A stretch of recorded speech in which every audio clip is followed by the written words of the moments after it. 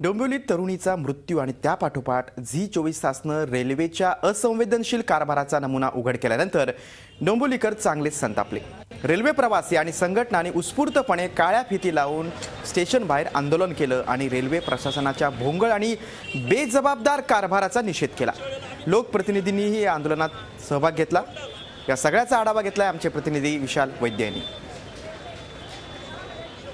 आज पिलकार एकत्र आलेले आहेत आणि या घटनेचा निषेध करत आहेत। माझ्यासोबत प्रवासी संघटनेचे नेते आहेत आणि काही राजकीय पक्षाचे कार्यकर्ते आहेत जे सुरुवातीपासून या सर्व प्रकाराचा निषेध करत आहेत।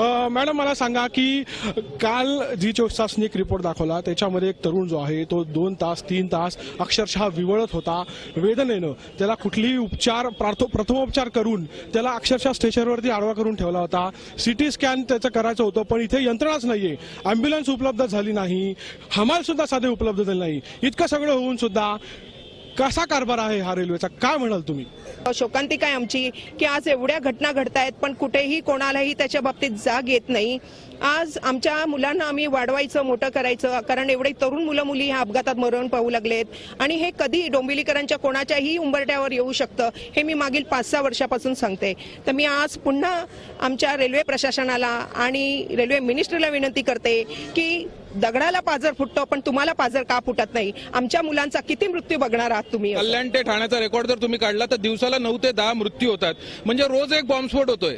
म्हणजे आता ही जी ठाणे ते कल्याण पर्यंतची जनता आहे, मेरा नंबर कब आएगा असा मंत्र सकाळी म्हणतात आणि रेल्वेने प्रवास करतात। त्यामुळे महाराष्ट्र नवनिर्माण सेना याच्या विरोधात आहे। सगळ्या व्यवस्थेमध्ये जर रेल्वे प्रशासनातील तिकडचे असलेले अधिकारी जर दिरंगाई करत असतील तर यानंतरच्या काळामध्ये त्यांच्यावरती प्रथमतः ऍक्शन घेण्यासाठी आम्ही लोकप्रतिनिधी म्हणून त्यांना सांगणं हे अपेक्षित आहे।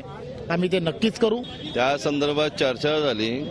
नक्कीच शास्त्री नगर हॉस्पिटलला डॉक्टरांची सोय केली जाईल आणि लवकर त्यांना उपचारासाठी आपण डॉक्टरांची नियुक्ती करू। 15-20 दिवसात हे नक्की केली जाईल। व्हिडिओ जर्नलिस्ट अभिषेक सह विशाल वैद्य, झी मीडिया, डोंबिवली।